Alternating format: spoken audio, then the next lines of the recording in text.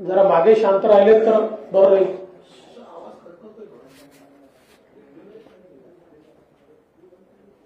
दोन 2010 साली अशोकराव चव्हाणांनी पहिला GR काढला आणि त्याच्यामध्ये वाहन चालक, डेटा एंट्री ऑपरेटर, तांत्रिक पदे, लिपिक आणि शिपाई.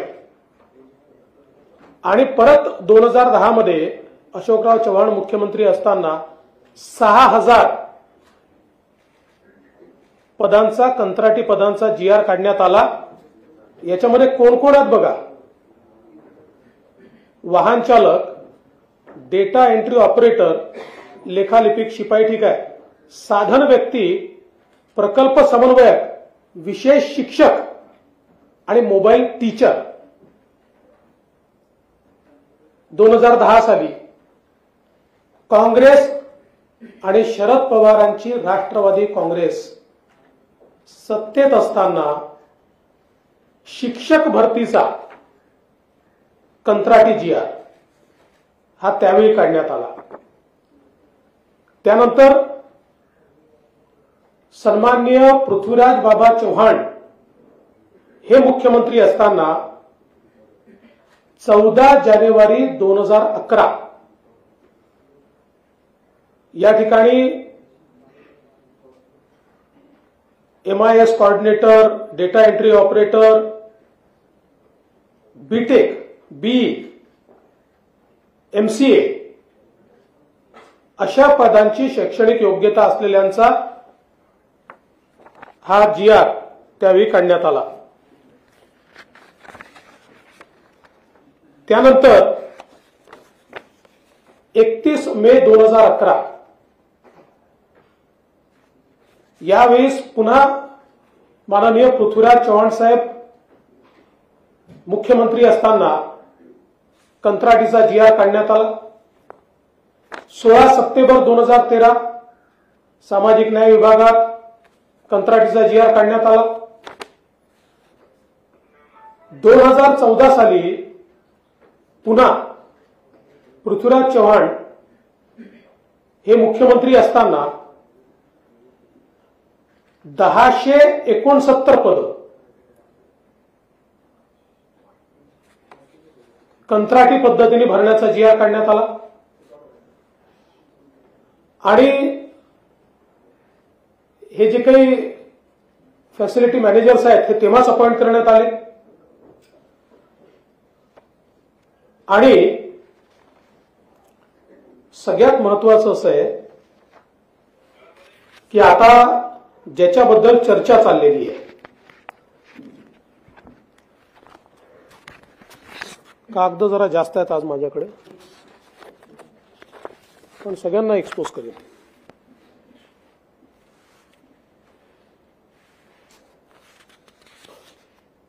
आता 1 सप्टेंबर 2021 कोण होतं मुख्यमंत्री? सन्माननीय उद्धव बाळासाहेब ठाकरे. 1 सप्टेंबर 2021 ला RFP ला सरकारची मान्यता मिळाली. 2 सप्टेंबर 2021 ला महाटेंडर पोर्टलवर RFP चा मसुदा प्रकाशित झाला. 9 सप्टेंबर 2021 रोजी निविदा पूर्व बैठक घेण्यात आली. 31 जानेवारी 2022 निविदा दाखल करण्याची अंतिम मुदत. सगळीकडे मुख्यमंत्री कोण आहेत? उद्धवराव बाळासाहेब ठाकरे. आणि सरकारचे संरक्षक कोण आहेत? सन्माननीय शरदचंद्रजी पवार. 12 फेब्रुवारी 2022 टेक्निकल इव्हॅल्युएशन स्टेटमेंट पोर्टलवर. 8 एप्रिल 2022 व्यावसायिक निविदा उघडली. 25 एप्रिल 2022 एजन्सी सोबत वाटाघाटीची पहिली बैठक. 27 एप्रिल 2022 एजन्सी सोबत वाटाघाटीची दुसरी बैठक. 23 मे 2022 वित्त विभागाची मान्यता. पूर्ण कार्यकाळामध्ये या ठिकाणी आपण जर बघितलं तर कोण आहे आणि मग हे कुठल्या तोंडाने बोलतात? हा सन्माननीय उद्धव ठाकरे यांच्या सहीचा कागद आहे फाईलचा. आपल्याला दिला. कंत्राटी भरतीला मान्यता कोणी दिली? उद्धव बाळासाहेब ठाकरे यांच्या सरकारने, त्यांच्या सहीने, माननीय शरद पवार साहेबांच्या आशीर्वादाने या ठिकाणी ही मान्यता देण्यात आली. हा शासन निर्णय बघा, हे पत्र आहे, पत्र आहे 15/6/2020. काय म्हटलंय? बाह्य यंत्रणेकडून काम करून घेण्यासाठी एजन्सी नियुक्त करण्याबाबत. 17 जुलै 2020.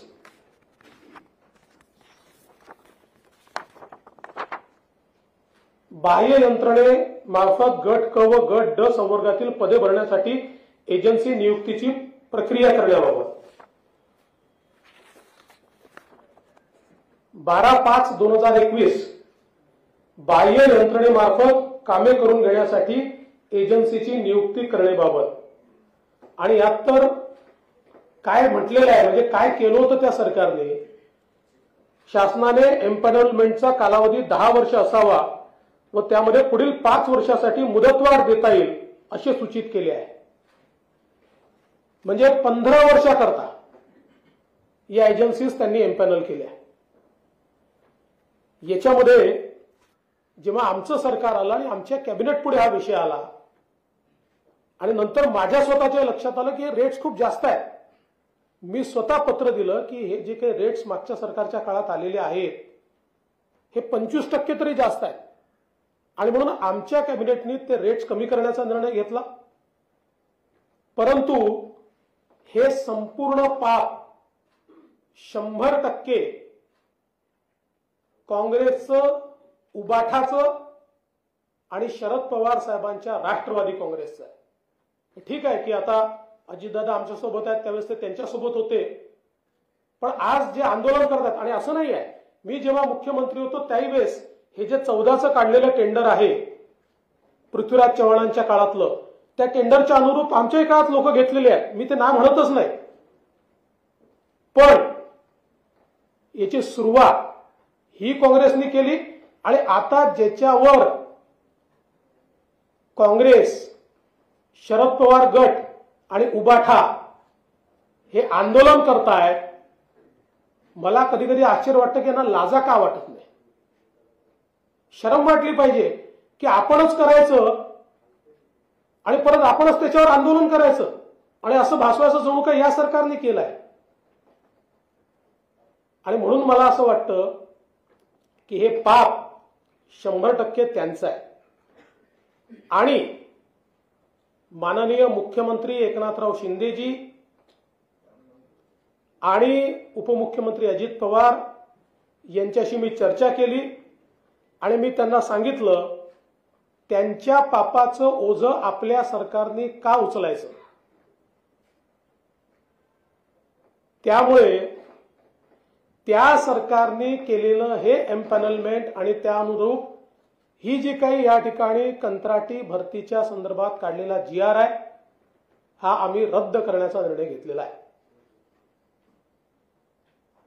कारण पाप त्यांनी करायचं, आमच्या माथ्यावर फोडायचं आणि त्यांनीच आंदोलन करायचं हे आम्हाला मान्य नाही.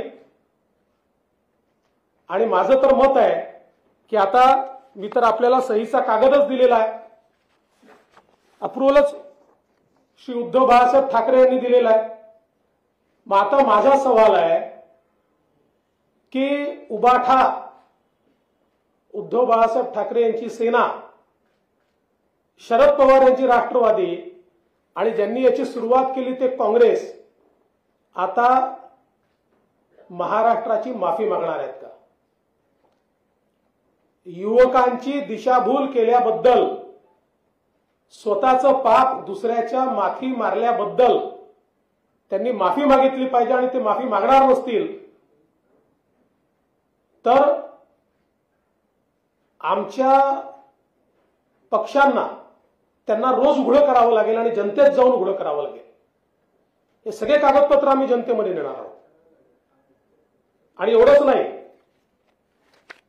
तर अलीकडच्या काळामध्ये पवार साहेब आधी असं करत नव्हते, पण जेव्हापासून त्यांचा पक्ष फुटला तेव्हापासून पवार साहेब देखील असं करायला लागले. आता पवार साहेबांनी सांगितलं की मुंबईच्या पोलीस दलामध्ये कंत्राटी भरती. आता काय केलंय, 3 वर्षापर्यंत मुंबईमध्ये 3 वर्ष उद्धव बाळासाहेब ठाकरेजी यांच्या काळामध्ये, शरद पवार साहेबांच्या काळामध्ये मुंबईमध्ये एकही भरती झाली नाही. आणि दरवर्षी 3000, 4000, 5000 पोलीस हे निवृत्त होतात. आणि त्यामुळे एक मोठा बॅकलॉग त्याच्यामुळे तयार झाला. आम्ही नियमित पोलीस भरती सुरू केली. यावर्षी 18,311 ची पोलीस भरती आम्ही केली आहे, ज्यामध्ये मुंबईला 7,076 पोलीस शिपाई आणि 994 वाहन चालक आम्ही दिले. परंतु ही भरती झाल्यानंतर ट्रेनिंग होऊन ते फोर्समध्ये जॉईन होतपर्यंत जवळजवळ 1 वर्षापेक्षा जास्त 1.5 वर्षाचा कालावधी जातो. आणि हे 18,000 जे आम्ही केले आहेत हा रेकॉर्ड आहे. याच्यापेक्षा जास्त याकरता करता येत नाही की आपली ट्रेनिंगची फॅसिलिटीज 8,000 लोकांकरता तयार केली आहे, जी आता वाढवून 18,000ची ट्रेनिंग फॅसिलिटी. कारण एक प्रकारे 3 वर्षाची भरती एकत्र आपण करतो आणि तेवढी ट्रेनिंगची फॅसिलिटीज नाही आहे. मात्र तरी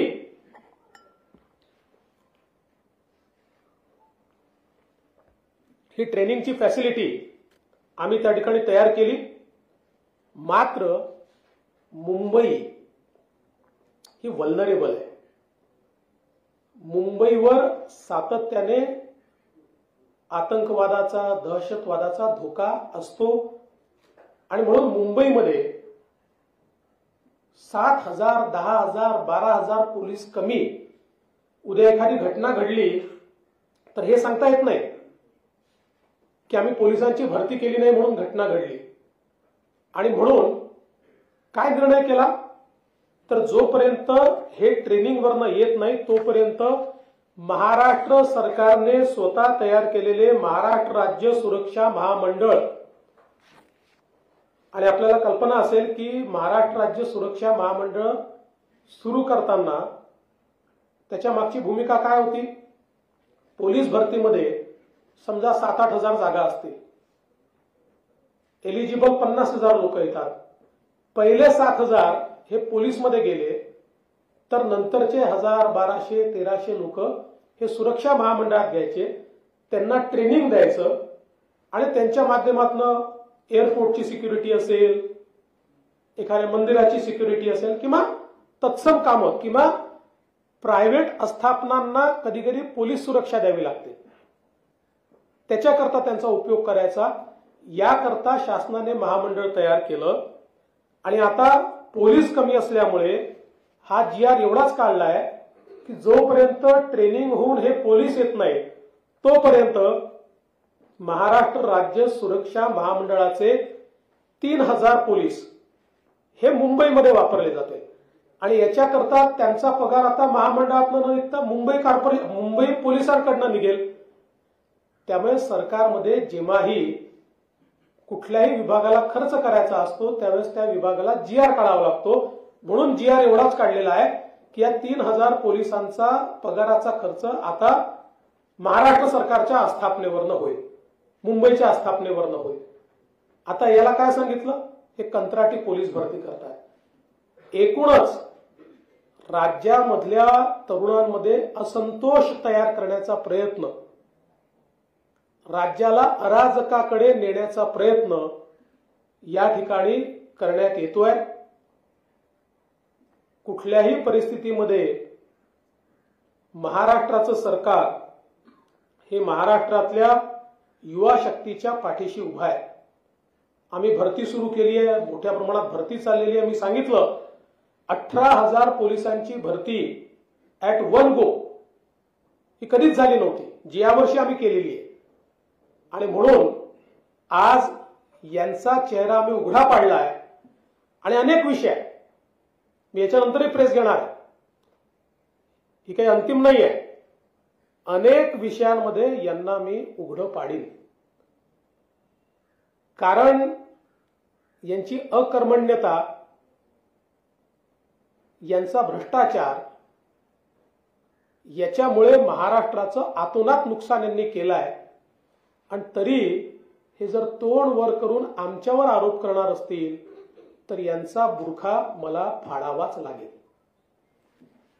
आपण रद्द करायचं म्हणजे आपल्या काळात जे 6 की 9 एजन्सी इम्पॅनल झाल्या, जीआर काढून काही महिने ते पण रद्द करणार का? आणि जी 3000 मला असं वाटतं की मी जे सांगितलं ते तुमच्या लक्षातच आलं नाही.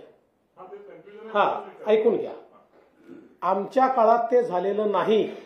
मी त्याची क्रोनॉलॉजी आपल्याला सांगितली. या ज्या 9 एजन्सीज आहेत त्याचा जीआर रद्द करतोय. या 9 एजन्सीजच्या एम्पॅनलमेंटचं काम मागच्या सरकारने, त्याचीच मान्यता उद्धव बाळासाहेब ठाकरेंनी दिलेली आहे, आम्ही नाही दिलेली. आमच्याकडे तर कॅबिनेटला आलं फक्त ते, आणि आम्ही त्याचे दर कमी केले कॅबिनेटने.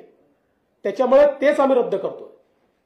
मुंबई पोलिसांच्या जे 3000 लोक आपण घेणार आहोत त्याच्याबद्दल 2 प्रश्न आहेत की एक तर ते 11 महिन्यानंतर परत त्या कॉर्पोरेशन मध्ये जाणार का आणि त्यांना पोलीस म्हणून आपण ट्रीट करणार का? आणि तिसरं म्हणजे 50,000 पोलीस मुंबईत आहेत, त्यापैकी व्हीआयपी सुरक्षेवर त्यापैकी किती पोलीस तैनात आहेत? मला असं वाटतं पहिली गोष्ट तर अशी आहे की हे जे काही पोलीस आपण तिथे घेतो हे पोलीस म्हणूनच तिथे येतात. त्यांना वेगवेगळ्या आस्थापनेवर पोलीस म्हणूनच आपण त्यांना तो जॉबच आपण तो देतो. त्यामुळे ते येतील 11 महिन्यांनी त्यांच्या कामावर पुन्हा परत जातील. जसं आपण अनेक वेळा आपल्याकडे राज्य रिझर्व्ह फोर्स असतो, कधी आपल्याला केंद्रीय रिझर्व्ह फोर्स बोलवावा लागतो, त्यास आपण पैसे देतो त्याचे. जेव्हा आपण केंद्रीय रिझर्व्ह फोर्स बोलवतो त्यावेळी आपण जीआर काढून त्याचे पैसे देतो.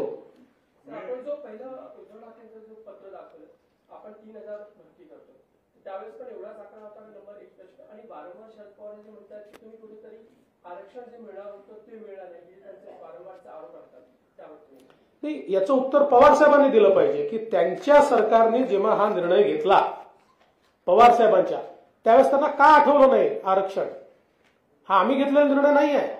हा प्रश्न शरद पवार साहेबांना विचारला पाहिजे. हा प्रश्न उद्धव ठाकरेंना विचारला पाहिजे. आज जे प्रश्न करतायत, मी तुम्हाला क्रोनॉलॉजी दिली आहे, सगळं त्यांनीच केलं आहे. ठीक है, नई भर्ती चालू ही है. ये तो फैसिलिटी मैनेजमेंट का टेंडर था, ये हम रद्द कर रहे हैं. नई भर्ती तो चालू ही है.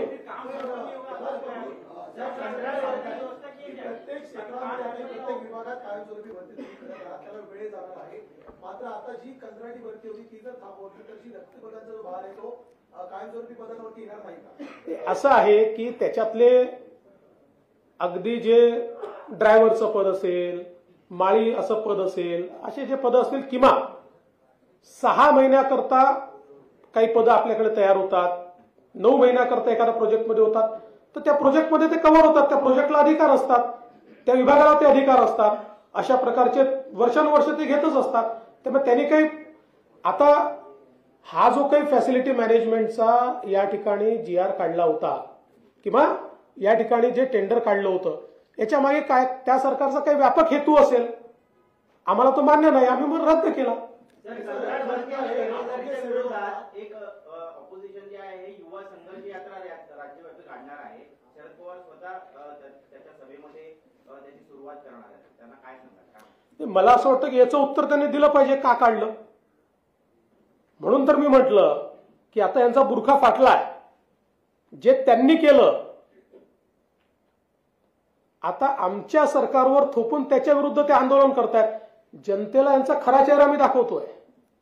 गिरीश महाजन यांनी जी आता भरती जाहीर केलेली होती कंत्राटी पदांची, जवळपास 5,000 पदांची भरती होती. आरोग्य सेवेमध्ये सुद्धा भरती जाहीर झाली होती. तर ही पदं आता भरली जाणार का कंत्राटी स्वरूपात? ही मला माहित नाही त्यांनी अशी कुठली भरती जाहीर केल्याचं मला कल्पना नाही. हा कर्मचाऱ्यांची भरती फायनान्शियली सरकारवर जास्त लोड येतं, कारण ते परमनंट एम्प्लॉईजसाठी लायबिलिटी जास्त असते. त्याच्यातनं व्हाया मीडिया म्हणून कंत्राटी कर्मचाऱ्यांची भरती हा एक पर्याय समोर आला. तर आता हा पर्याय आपण बंद करत असताना फायनान्शियल व्हायबिलिटी हा विषय आपला नाही. पहिली गोष्ट तर अशी आहे की मी पुन्हा सांगतो, वर्षभराचे पद, 9 महिन्याचे पद, टेम्पररी पद, यावर पूर्वी ज्या प्रकारे ते विभाग त्या काळाकरता काम करत होते ते करत राहते. आता मूळ प्रश्न काय होता? मूळ प्रश्न असा होता की सरसकट धोरण म्हणून 9 फॅसिलिटी कंपनी एम्पॅनल करून या ठिकाणी भरती करण्यात येणार आहे, अशा प्रकारचा जो आरोप होता. तर या 9 कंपनी मागच्या सरकारने एम्पॅनल केलेल्या आहेत. मागच्या सरकारने याची सगळी प्रक्रिया केली आहे. हे मी आपल्या समोर आणलं आणि आम्हाला हे मान्य नाही म्हणून आम्ही हे रद्द केलं.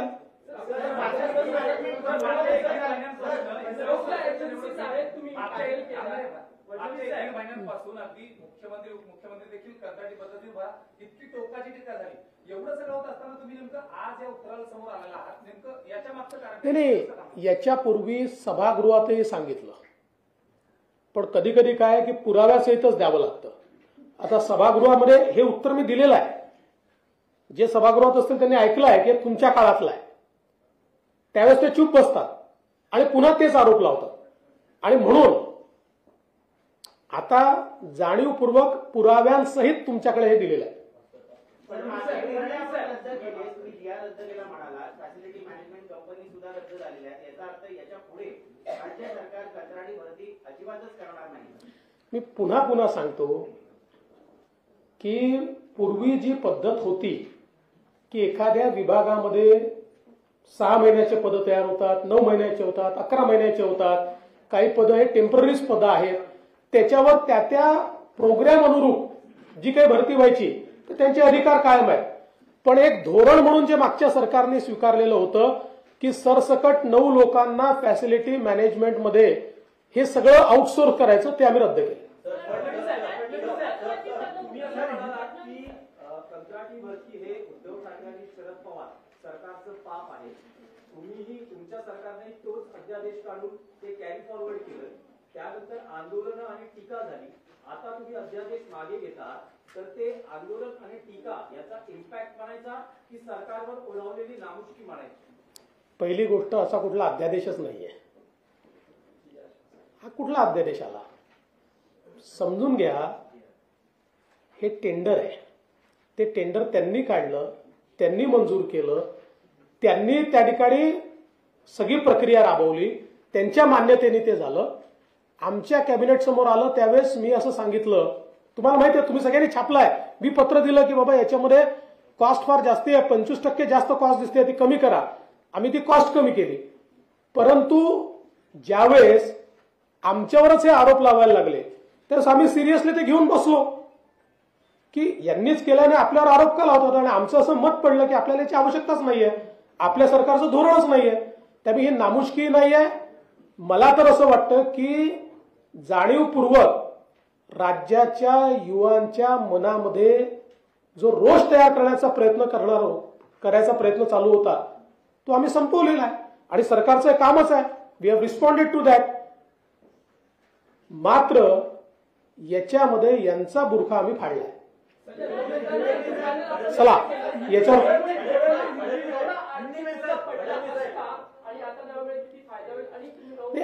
आता ते माझ्याकडे आता त्याची माहिती नाहीये. आज महाराष्ट्र में बार उद्धव ठाकरे गुट, शरद पवार गुट और कांग्रेस की ओर से कंत्राटी भर्ती के बारे में विषय उठाया जा रहा था और हमारे सरकार पर आरोप किए जा रहे थे. मैंने आप सभी को जो कागज दिए हैं उसमें आप देख सकते हैं, इसका पहला निर्णय सुशील कुमार शिंदे जी कांग्रेस के जब मुख्यमंत्री थे तब लिया गया और शिक्षा विभाग में लिया गया. उसके बाद जिस समय अशोक चौहान जी मुख्यमंत्री थे तब 3 GR निकले, जिसमें शिक्षक से लेकर तो अलग अलग पदों पर कॉन्ट्रैक्चुअल लोगों को लेने का प्रावधान किया गया. पृथ्वीराज चौहान जी जब मुख्यमंत्री थे तब 3 GR निकले गए और 2014 में फैसिलिटी मैनेजर्स को एम्पैनल किया गया। उसके बाद जिस समय राज्य में उद्धव ठाकरे जी की सरकार आई, उस सरकार ने एक धोरण के रूप में इसको स्वीकारा और फैसिलिटी मैनेजमेंट के टेंडर बुलाने का निर्णय किया, जिसको मान्यता स्वयं उद्धव ठाकरे जी ने दी है। ये उनकी सिग्नेचर है और इसकी सारी प्रक्रिया ये उनके ही काल में पूरी हुई। और उसके बाद जब हमारी सरकार आई, हमारी सरकार के पास ये मान्यता के लिए आया, मान्यता के लिए नहीं, कैबिनेट के सामने आया, उस समय मैंने खुद ये पॉइंट आउट किया था कि इसको कैबिनेट में लाकर इसके रेट्स कम कीजिए। 30%, 25 से 30% ये रेट ज्यादा है। उसके बाद कैबिनेट ने उसके रेट जो उस सरकार ने तय किए थे उससे 25 से 30% कम किए। उसके बाद मानो ये टेंडर हमने ही निकाला हो, हमने ही इसको किया हो, इस प्रकार से ये तीनों पार्टियां महाराष्ट्र में लोगों को भड़काने का काम कर रही थी। मैंने सभागृह में भी, विधानसभा में भी स्पष्ट रूप से बताया, ये पाप उनका है, ये हमारा नहीं है। और मैंने हमारे मुख्यमंत्री जी से चर्चा की, हमारे दूसरे उप मुख्यमंत्री जी से चर्चा की और हम सबने मिलकर यह तय किया कि उस सरकार ने किया हुआ है, इसको एक नीति के तहत हम क्यों स्वीकारें, वो उनकी नीति थी। इसलिए हमने ये तय किया है कि ये जो जीआर निकाला है इसको निरस्त किया जाएगा और अलग अलग जो डिपार्टमेंट्स है उनमें पहले जिस प्रकार से टेम्पररी पदों के लिए 6 महीने के 9 महीने के पदों के लिए या कोई कार्यक्रम होता था उसके लिए लोग लिए जाते थे, उसके अधिकार उनको होंगे। लेकिन नीति के तहत इस प्रकार से राज्य सरकार फैसिलिटी मैनेजमेंट की इतनी संस्थाओं को एक साथ ये सारा काम देकर और एक प्रकार से जो लोगों में भावना तैयार हो रही है कि सारा प्राइवेटाइजेशन किया जाने वाला, जबकि हमारी ही सरकार ने जो महाराष्ट्र में नौकर भर्ती बंद थी उसको शुरू किया और बड़े पैमाने पर हमने लोगों को सरकार में नौकरियां दी है और इसलिए हमारी सरकार ने फैसला किया है। अब मैं ये मांग करता हूं कि उद्धव ठाकरे जी की शिवसेना, शरद पवार जी की पार्टी या उनका गुट और कांग्रेस, इन्होंने इस चीज के लिए महाराष्ट्र की माफी मांगनी चाहिए।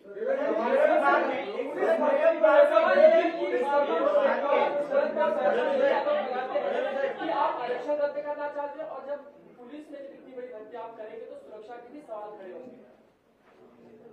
अब ये सवाल तो पवार साहब से ही पूछना चाहिए कि जब इसको उनकी सरकार ने मंजूरी दी तब आरक्षण की बात उनके ध्यान में क्यों नहीं आई, वो उस समय क्यों भूल गए। जहां तक पुलिस का सवाल है, 3 साल से पुलिस में भर्ती नहीं हो पाई, एक बड़ा बैकलॉग तैयार हुआ। हमने इस साल वो सारी भर्ती की। मुंबई के लिए करीब 8000 लोग हमने पुलिस में भर्ती किए, लेकिन उनका ट्रेनिंग होकर वो ज्वाइन होने को 1.5 साल लगता है। और मुंबई एक वल्नरेबल इस प्रकार का शहर है, यहां पर पुलिस की कमी से कोई घटना न घटे, इसलिए महाराष्ट्र सरकार का सुरक्षा महामंडल, जिसमें पुलिस भर्ती के थ्रू ही हम लोगों को सिलेक्ट करते हैं, उनमें से 3000 लोगों को मुंबई में ड्यूटी दी जाएगी। और इनको ड्यूटी देते समय ऐसी ड्यूटी दी जाती है जिसमें कोई पुलिसिंग का बड़ा काम नहीं होता। इसके कारण पुलिसिंग का काम करने के लिए पुलिस हमको उपलब्ध होते हैं। तो इस प्रकार का निर्णय लिया गया है। पुलिस में कोई भी कंत्राटी पद्धति से किसी को भी नहीं लिया जा रहा है। डीजी है, एसीबी है, सरकार उन्हें भरने के बारे में क्या सोच रही है? और दूसरा सवाल, क्या रश्मि शुक्ला की फिर से महाराष्ट्र में वापसी होगी? देखिए, इसका निर्णय तो मुख्यमंत्री जी करेंगे। मुख्यमंत्री जी के साथ हम चर्चा करेंगे, कौन कौन से पद पर जाएगा, किसकी क्या सीनियोरिटी है, इसके आधार पर वो निर्णय होता है। ऐसे निर्णय प्रेस कॉन्फ्रेंस में तो नहीं हो सकते।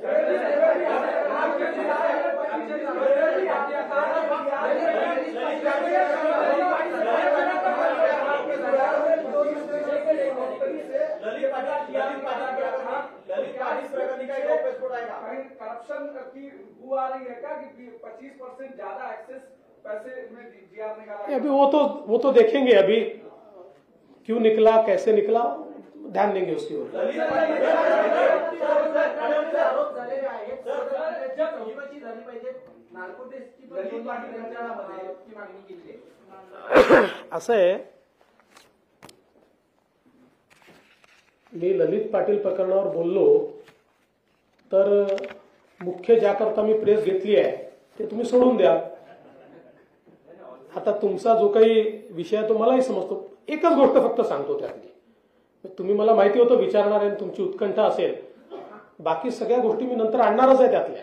एकच गोष्ट सांगतो त्यातली, पण माझी विनंती आहे की जी मूळ पत्रकार परिषद आहे लाईव्ह झाली तरी दिवसभर चालली पाहिजे ना। तुम्ही दिवसभर ललित पाटील चालवाल, हा चालेल, मला माहिती आहे, मला तेवढं समजतं, मी जे बोलतोय सगळं लाईव्ह चाललंय। आता इतक्या वर्षात एवढं तर समजलो मी।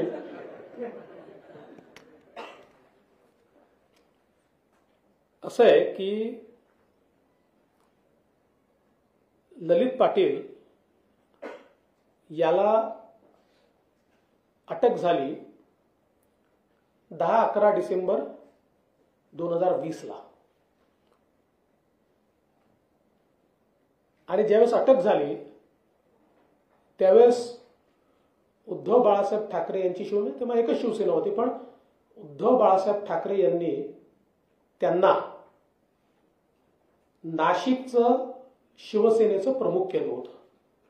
त्यावेळेस ते उद्धव ठाकरे यांचे नाशिकचे शिवसेनेचे अध्यक्ष होते, प्रमुख होते। आता आश्चर्य बघा की त्यांना अटक झाल्यानंतर पीसीआर मागितला। निश्चित गुन्हा मोठा होता, त्यामुळे 14 दिवसाचा पीसीआर मिळाला। पीसीआर मिळाल्याबरोबर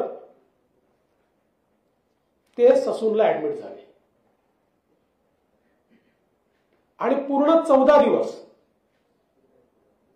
पीसीआर मध्ये ते ससूनला ऍडमिट होते आणि सरकारी पक्षातर्फे कोर्टाला अर्ज देखील करण्यात आला नाही की आम्ही यांचं इंट्रोगेशन केलं नाहीये किंवा यांची बिमारी बरोबर नाहीये, अर्जही केला नाही। आणि शेवटी 14 दिवस, सर तुम्ही काहीच केलं नाही तर पीसीआर 14 दिवस मिळतो।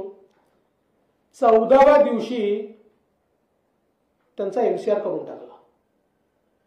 त्यामुळे ज्यावेळेस या गुन्ह्यात आम्ही आतमध्ये जातोय, गुन्हेगाराचं इंट्रोगेशनच झालेलं नाहीये। उद्या जर यांच्या विरुद्ध केस स्टँड करायची आहे तर काय स्टँड होणार आहे? इंट्रोगेशनच केलं नाही। आता माझा सवाल आहे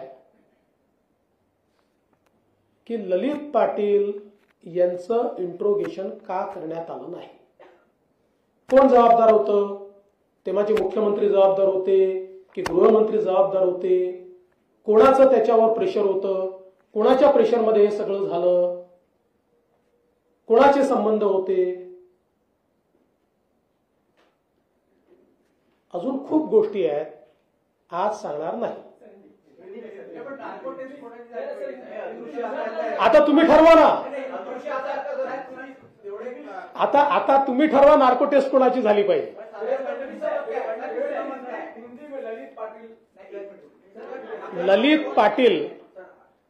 ललित पाटिल इनको दिसंबर 2020 में अरेस्ट हुई।